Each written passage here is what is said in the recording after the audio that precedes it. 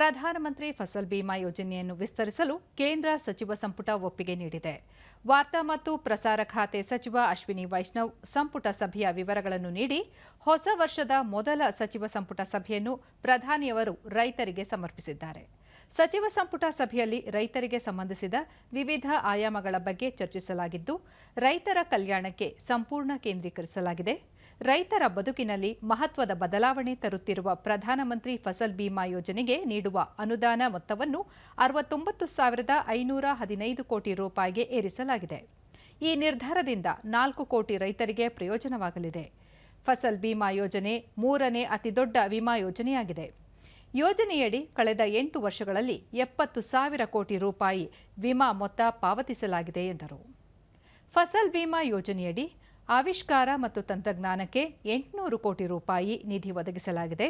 ಈ ಯೋಜನೆಯಡಿ ಸುಲಭವಾಗಿ ನೋಂದಣಿ ಮಾಡಿಕೊಳ್ಳಲು ಮತ್ತು ವಿಮಾದಾರರ ವ್ಯಾಪ್ತಿ ಹೆಚ್ಚಿಸಲು ಸರ್ಕಾರ ಈ ಪ್ರಕ್ರಿಯೆಯನ್ನು ಸಂಪೂರ್ಣ ಡಿಜಿಟಲೀಕರಣಗೊಳಿಸಲು ನಿರ್ಧರಿಸಿದೆ.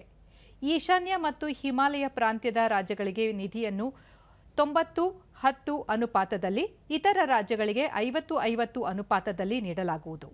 ಯೋಜನೆಯಡಿ 88% ರೈತರು ಕಡಿಮೆ ಆದಾಯ ಹೊಂದಿದವರಾಗಿದ್ದು, 57% ರೈತರು ಒಬಿಸಿ, ಪರಿಶಿಷ್ಟ ಜಾತಿ ಮತ್ತು ಪಂಗಡಗಳಿಗೆ ಸೇರಿದವರಾಗಿದ್ದಾರೆ ಎಂದರು. 50 ಕೆಜಿ ಡಿಎಪಿ ರಸಗೊಬ್ಬರ ಚೀಲಕ್ಕೆ 1,350 ರೂಪಾಯಿ ಮುಂದುವರಿಸಲಾಗಿದೆ. ಇತರ ದೇಶಗಳಲ್ಲಿ ಡಿಎಪಿ ದರ 3,000ಕ್ಕೂ ಅಧಿಕವಾಗಿದೆ. ಈ ಪ್ಯಾಕೇಜ್ಗೆ 3,850 ಕೋಟಿ ರೂಪಾಯಿ ವೆಚ್ಚವಾಗಲಿದೆ. ಪ್ರಧಾನಿ ನರೇಂದ್ರ ಮೋದಿ ಅವರು 2014ರಲ್ಲಿ ಅಧಿಕಾರಕ್ಕೆ ಬಂದಾಗಿನಿಂದ ಮಾರುಕಟ್ಟೆ ಏರಿಳಿತಗಳಿಂದ ರೈತರಿಗೆ ಹೊರೆಯಾಗದಂತೆ ಹಲವು ಮಹತ್ವದ ಕ್ರಮಗಳನ್ನು ತೆಗೆದುಕೊಳ್ಳಲಾಗಿದೆ. 2014ರಿಂದ 2024ರವರೆಗೆ 11,90,000 ಕೋಟಿ ರೂಪಾಯಿ ರಸಗೊಬ್ಬರ ಸಬ್ಸಿಡಿ ನೀಡಲಾಗಿದೆ. ಇದು 2004ರಿಂದ 2014ರವರೆಗೆ ನೀಡಲಾದ ಸಬ್ಸಿಡಿಗಿಂತ 2 ಪಟ್ಟು ಹೆಚ್ಚು ಎಂದರು.